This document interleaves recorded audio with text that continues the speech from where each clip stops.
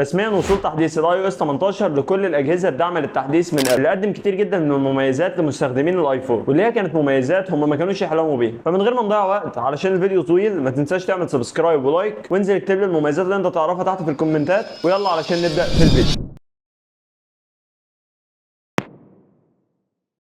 اول حاجه هتلاحظ ان حصل فيها تحديثات هو الشورت كاتس اللي موجود عندك هنا في اللوك سكرين. بقيت تقدر تغيرهم وتخصصهم زي ما انت عايز عن طريق ان انت بتضغط ضغطه طويله عادي خالص، تعمل تخصيص كانك بتغير اللوك سكرين، بعدين بتيجي على اللوك سكرين، بعدين بتقدر تمسح اي واحده فيهم وتضيف حاجه ثانيه. تقدر بقى تضيف اي حاجه مثلا زي ان انت تحط ان انت تعمل موبايل دارك مود، تقدر تحط تايمر، تقدر تحط ستوب ووتش، تقدر كمان تعمل فتح تطبيق عن طريق الشورت كاتس. بتختار التطبيق اللي انت عايزه من كل الابلكيشنز اللي عندك، وبعدين وليكن هنقول انها الاعدادات، خلاص كده بيبقى اتضاف عندك، وبعدين بتعمل تم. لما هتيجي تاني للوك سكرين هتلاقي بقى متضاف عندك الاعدادات هنا، لما بتضغط عليها بيوديك على الاعدادات على طول. وتاني حاجه حصلت واللي كان فيها تغييرات كتير هي كانت من صالح الهوم سكرين. بقى فيها تغييرات كتير زي ان انت تقدر تحط الابلكيشن في اي مكان انت عاوزه في الشاشه، تقدر تنقله براحتك والابلكيشن مش هيرجع فوق تاني زي ما كان زمان. وتاني حاجه انت لو ضغطت ضغطه مطوله وبعدين ضغطت على تعديل بعدين تخصيص، هتلاقي عندك موجود فاتح وداكن وتلقائي. اول حاجه فاتح ده الابلكيشنز اللي احنا عارفينها عادي، وداكن ده ان انت تخلي الابلكيشنز لونها اسود كده. وفي حاجه اسمها تلقائي، على حسب ما انت مخصص النظام شكل التطبيقات هيختلف معاه.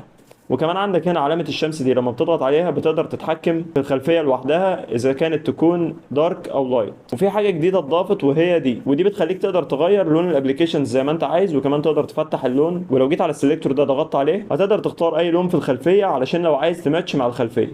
وكمان عندك إضافة جديدة وهي اللي فوق دي، بتقدر تكبر منها الابلكيشنز وتخفي اسمه وبتخلي الشكل مختلف خالص. طبعا الكلام ده ممكن يتعمل في الاندرويد بسهولة، ولكن بالنسبة للاي او اس دي ما كانتش حاجة أصلا يحلموا إنها تحصل عندهم. ثالث حاجه برضو حصل فيها تغييرات كتير وهي مركز التحكم. مركز التحكم اختلف شكله تماما طبعا زي ما انت شايف، زائد ان انت لو جيت وضغطت على الزائد اللي فوق دي بقيت تقدر تغير وتضيف حاجات جديده. اصلا في مركز التحكم كتير جدا اتضافت تقدر تضيفها، وكمان تقدر تضيف شورت كاتس من ابلكيشن الشورت كاتس وتضيفها في مركز التحكم ده براحتك خالص. وفي حاجه كمان ان انت تقدر تحركهم في المكان اللي انت عاوزه، يعني لو عايز تبدل دي في مكان مختلف تقدر تسيبها عادي. كمان تقدر تكبر وتصغر الحاجه اللي انت عاوز تكبرها وتصغرها، تقدر تشيل حاجات، تقدر تضيف حاجات، وانت تقدر تنظمها على حسب ما انت عاوز. وفي كمان اضافه جديده ان انت عندك الجزء ده هو عناصر التحكم نفسها، ولو سحبت لفوق هتلاقي الجزء بتاع المحتوى الصوتي لو انت مشغل اغاني او مشغل بودكاست او حاجه. وعندك في الاخر خالص موجود عندك انظمه الاتصال كلها، ان انت تعمل موبايل وضع طيران، ان انت تشغل الواي فاي، تعمل اللي انت عاوزه، يعني موجود في اخر جزء خالص. فانت طبعا هتستسهل وتقول ما هي موجوده هنا في الاول. انت لو جيت سحبت ده بسرعه ونزلت لتحت هتلاقيه ان انت وصلت لهم على طول. فهي اضافه كويسه يعني. وكمان عندك اضافه جديده، الزرار اللي موجود فوق هنا لو ضغطت عليه ضغطه طويله هتقدر تقفل الايفون براحتك خالص بسهوله. وبصراحه تغيير اللي حصل في مركز التحكم ده عاجبني بصراحه. رابع حاجه عندنا هو قفل التطبيقات. دلوقتي اضاف ميزه جديده وهي ان انت تقدر تقفل اي ابلكيشن بالفيس انلوك عن طريق انت بتضغط على الابلكيشن ضغطه طويله وبتلاقي المطالبه ببصمه الوجه. لما بتضغط عليها بتلاقي ظهر عندك اختيارين، المطالبه ببصمه الوجه او اخفاء ومطالبه ببصمه الوجه. لما بتخفي الابلكيشن بتلاقيه اتضاف عندك في مكتبه التطبيقات في جزء المخفي ده، بتقدر تخفي الابلكيشنز اللي انت عايزها، وكمان تقدر تقفل اي ابلكيشن انت عاوزه. طبعا دي برضو حاجه ما كانتش موجوده قبل كده. تطبيق الكاميرا برضو جاله حته تحديث صغير، هي ان انت بقيت تقدر وانت بتصور الفيديو تعمل ايقاف مؤقت للفيديو وبعدين تشغله تاني، بعدين تقدر توقفه تاني تشغله تاني. ودي برضو حاجه لسه مضافه جديد. وكمان بقيت تقدر تشغل اي محتوى صوتي وانت بتسجل الفيديو، واللي انت مشغله صوت ده مش هيقف عادي خالص. لو انت بتسجل فيديو ومشغل صوت الصوت هيفضل شغال. وتاني حاجه كمان بقى عندك التايمر موجود فيه 3 ثواني و5 ثواني و10 ثواني، ضاف عندنا الخمس ثواني دي جديد. هي بصراحه تحديثات بسيطه ولكنها هتفرق مع المستخدم. كمان اضافت ميزه جديده وانا مستغرب ازاي اصلا الميزه دي ما كانتش موجوده قبل كده، هو ان انت بقيت لما بتكتب اي رقم حد الموبايل بيجيب لك ترشيحات للرقم ده علشان تقدر توصل له بسرعه. زمان ما كانتش موجود حاجه زي كده. انا بصراحه مستغرب ازاي دي ما كانتش موجوده في الايفون، بس يعني هي اتضافت فكويس يعني. ومن اكبر التغييرات كانت لتطبيق الصور اللي اتعمل له اعاده تصميم وتغيير شامل. اول حاجه انت بقى عندك هنا تقدر تروح لكل الصور اللي عندك او تقسمهم لاشهر او تقسمهم لسنوات. كمان عندك العلامه دي بتعمل لك فرز وفلتره لكل الصور اللي عندك، ومن الفرز ده تقدر تختار حسب المضاف مؤخرا او حسب تاريخ الالتقاط. دي حاجه هتفرق معاك بصراحه. وكمان لو سحبت هنا هتلاقي بقى التقسيمات اللي اتعملت لتحت. اول حاجه انت عندك دي الايام الاخيره، بعدين عندك جزء كده للاشخاص اللي عندك بيحطوهم على حسب الاشخاص اللي موجودين. بعدين عندك بيضيف حاجه كده اسمها الذكريات، بيضيف لك فيها الصور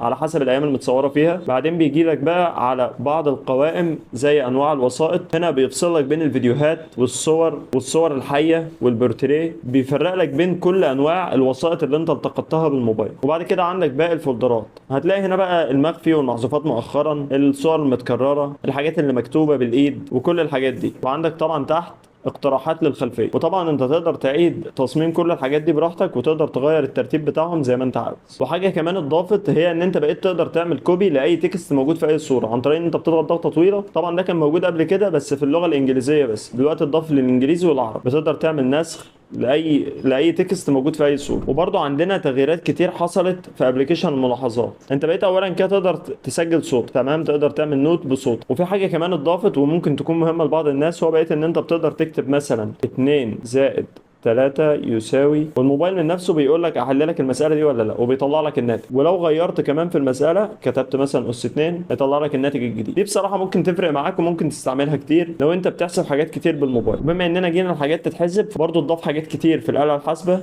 زي ان انت اولا كده تقدر تحول بين العملات، تقدر تحول من عملة بلدك او من عملة اي بلد لعملة اي بلد تانية عن طريق الموبايل. ثاني حاجة بقى عندك آلة حاسبة علمية، آلة حاسبة كاملة تقدر تستعمل فيها اي حاجة انت عاوز تستعملها من دول بدل ما تنزل ابلكيشن خارجي وهكذا. حاجة كمان برضو ان انت تقدر تضيف ملاحظات حسابية، نفس اللي احنا شايفينه في النوتس بس ده في الآلة الحاسبة، تقدر تضيفه وتكتب اللي انت عاوزه بس بيروح لك على النوتس على طول، نفس اللي احنا عاملينه في النوتس. وكمان انضاف عندنا انيميشن تافه شوية وهو بتاع الصوت ده كده، بص هنا كده الصوت بيتغير، بيزق جزء كده من الحافه بتاعه الموبايل. بصراحه الحاجات دي بتفرق معايا جدا. عندنا سفاري كمان اتضاف فيه اضافه جديده، هي علشان تحذف لك الاعلانات عن طريق ان انت بتضغط هنا، بعدين بتيجي اخفاء العناصر المشتته للانتباه. هو هيقول لك بقى وقتها ان ده مش بيشيل لك الاعلانات بشكل كامل ولكن هو بيمنع بعضهم. بعد كده بتيجي مثلا تضغط على دي تعمل اخفاء وهو بيشيلها لك. انت بتعمل ده طبعا مع الاعلانات وده بيسهل عليك طريقه البحث بتاعك. بعد كده عندنا تعديل كبير حصل لبرنامج الاعدادات، واللي انا كنت دايما ما بحبش شكله. انت كان عندك دايما الاعدادات ملخبطه وفي جزء تحت للتطبيقات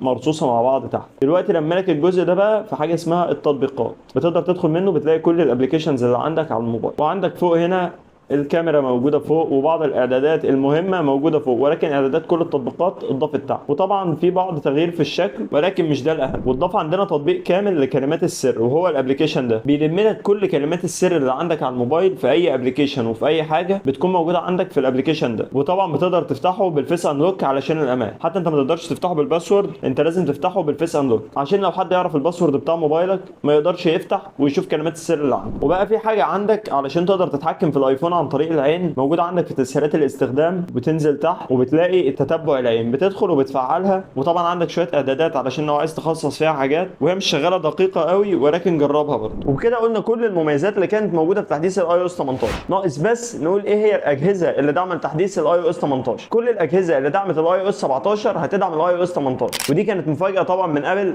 لكل مستخدمين اجهزه الايفون اكس والايفون اس اي وكل الاجهزه دي. وطبعا انت قدامك الليسته برضه، شوف موبايلك موجود فيهم ولا لا. ولو التحديث نزل لك ممكن تستنى شويه علشان التحديث يكون مستقر بنسبه 100%، ولكن عند دلوقتي انا ما شفتش فيه اي مشاكل. ما تنساش بقى تقول لي رايك تحت في الكومنتات بعد ما عرفت كل المميزات دي في التحديث، وتقول لي برضه انت عملت التحديث ولا لا، وايه اهم ميزه عجبتك في التحديث. ما تنساش تعمل سبسكرايب ولايك، واشوف وشك على خير.